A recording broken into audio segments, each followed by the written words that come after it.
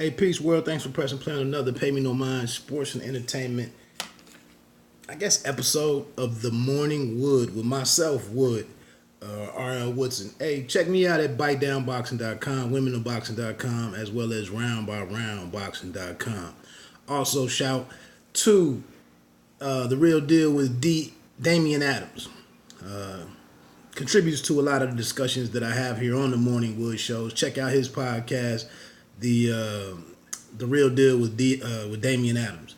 Has a good podcast out there right now with his guest Ray Jarvis, who does a couple of different podcasts. I believe one is even boxing, but they go through last week's Triple G versus Rolls fight, that card at Madison Square Garden, and then they talk about the KD situation in depth.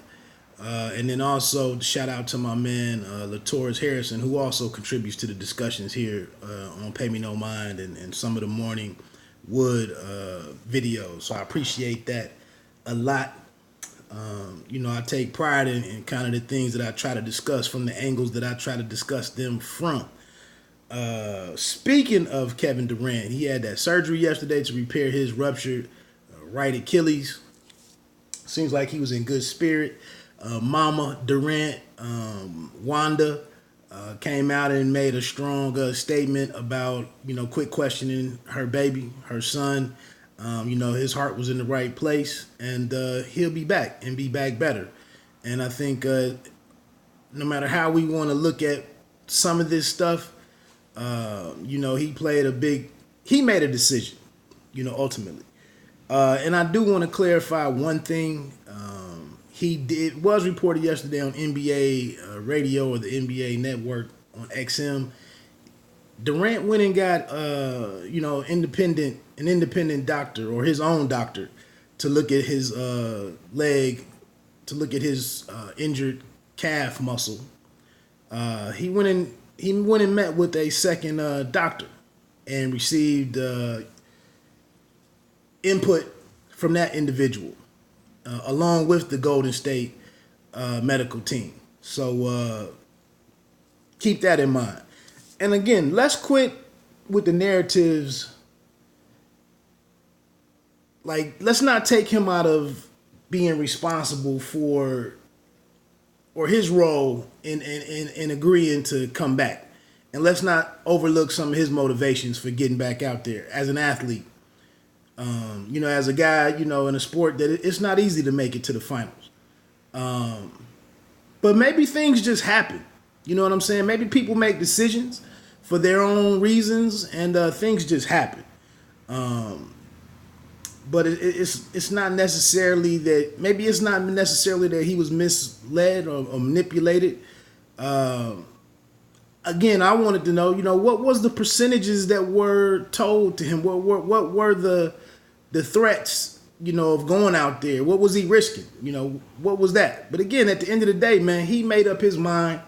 He discussed this with his team, him and his manager, Rich Kleiman, who's another savvy guy. And let's not make him look like he's an idiot or this was just an idiot move. I mean, there's some things that went into this decision. Speaking of the game 6 later on tonight, I'm going to go ahead. Shout out to the St. Louis Blues. I told you they was going to beat the Bruins. I'm not going to go into breaking that game down because I don't know hockey like that. But I turned to it, and they were up 2-0, and it looked like things were going to be at, they were going to celebrate in Beantown. With this game 6 tonight in Oakland, I got to go with Golden State simply from the fact, the angle that you can't tell me that the Raptors would sweep Golden State in Oakland for this series. That's just highly unlikely. It is a chance for them to regroup, the Raptors. Nick Nurse will be, I bet you he won't call a timeout tonight. He'll be more attuned to what's going on with his team at any given moment. And I think he'll make the proper decision. I don't think that was, I'm not of the opinion that timeout undid everything, unraveled everything. It was an interesting call, but it's almost like playing blackjack, and do you hold at 16 or 15, whatever it is, I haven't played in a while, but do you hold always Or do you know when you sit down at the table to play that night, do you make it up in your mind that every time I face this decision, I'm either staying or taking, or hit me, and you go with it.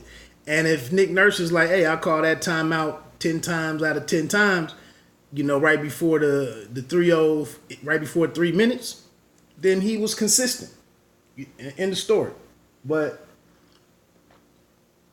I definitely would have to think that Golden State doesn't lose all 3 games. This is a champion.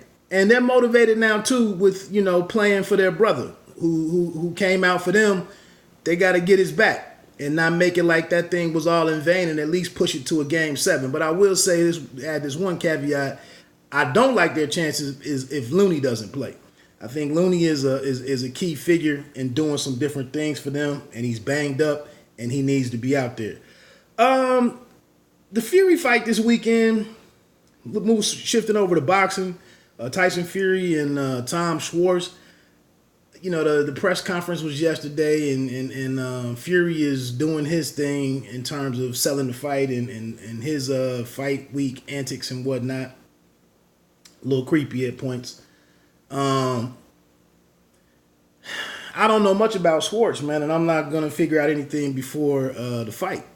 But Monday morning, will Tyson Fury have done something that continues to increase his star or raise his star, raise the awareness of him? Does he give us something that makes the fight, the looming rematch? Does he get everybody a buzz for that? And it's rumored that he's trying to fight 2 more times before the end of the year. Wow, that's something in my eye. So that's really all I have on that, man, is does he do something that adds some excitement to him as a standalone piece in the big 3 or the big 4 of the heavyweight division? He is currently number 1, ranked number 1 by the Ring as the number 1 heavyweight. I don't even feel like getting into that argument. And besides the Fury Schwarz fight, I think what I'm gonna be more interested in is this Unier Dorticos versus Andrew Tabiti. I think Tabiti is an interesting guy to watch. I've only seen him a couple times because he's in the dreaded cruiserweight division. But I am familiar with Dorticos, and I expect this one probably to not go the distance. But I would like to see Tabiti, coming out of Chicago, training in Las Vegas, trained at times by or overseen by Mayweather Sr. He's a workout, a gym beast, a workout warrior and all of that. And it's time to do something with all of those tools. So I think that's going to be a pretty exciting fight this weekend. Gassiev and Joey Duelko has been added to the Hooker and Ramirez fight in Dallas. I think that's going to be a fantastic fight. Duelko riding the notoriety of being the guy that possibly dropped or knocked out Anthony Joshua, a former unified heavyweight champion Anthony Joshua, ahead of his fight with the new champ, Andy Ruiz Jr. But those two guys are Duelko, I believe, is under 6 foot, where he's right at it. And Gassiev is maybe 6'2", and similar body builds and similar fighting styles. So I think it's a good heavyweight match, and it's a good entrance into the heavyweight division for Gassiev. Another good development this week for the sport of boxing. Also check out my video from last night talking about the 5 boxers who made it into Forbes 100 richest athletes or highest paid athletes in the world.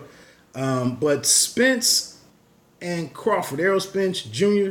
and Bud Crawford, Terrence Crawford, this is bringing some work together, some collaboration between premier boxing champions and Top Rank.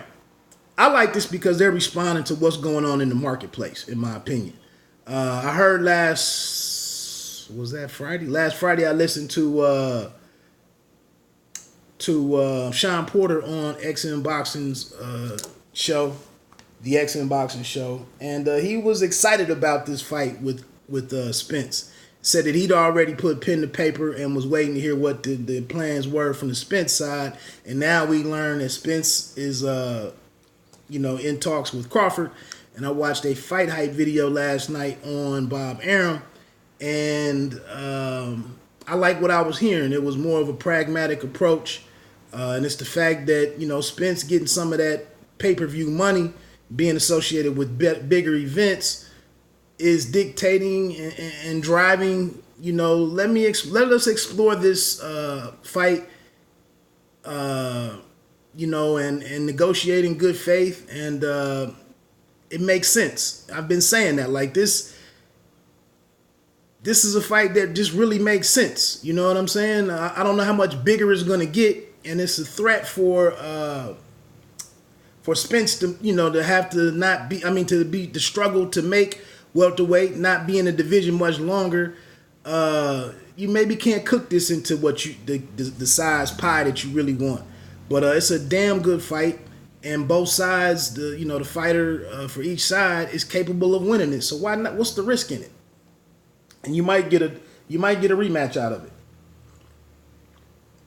But I just like that Arum and on the PBC side, whoever's heading up the negotiations, Al Heyman, seeing a benefit to taking an earnest look at this thing and delivering. One of the Spence Crawford is better than Spence Porter, in my opinion.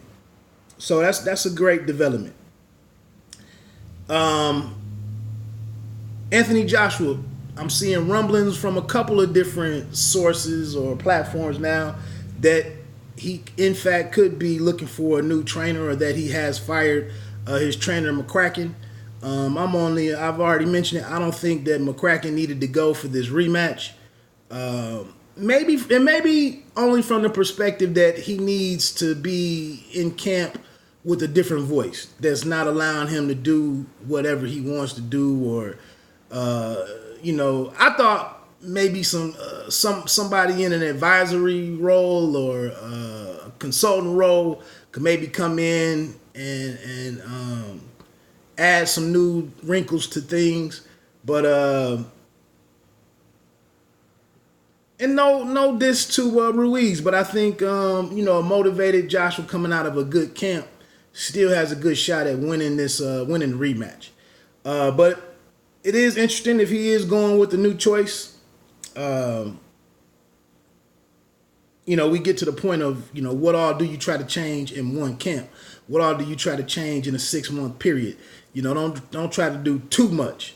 Don't try to change the guy too much. But it'll be interesting to see what that name is. Hey, look, I'm not gonna push this thing, man. I wanted to stick under 10 minutes. I'm almost there, man. 3 minutes over, 3+. But I had a lot to chop up right there. But let me get out of here, get on this road, man. Hey, I appreciate you checking out the content. Please do consider becoming a subscriber. Hit the like button, leave a comment. I will get back at you sometimes. I won't even go into that. Have a great day, man. And you don't have to be great to start, but you have to start to be great.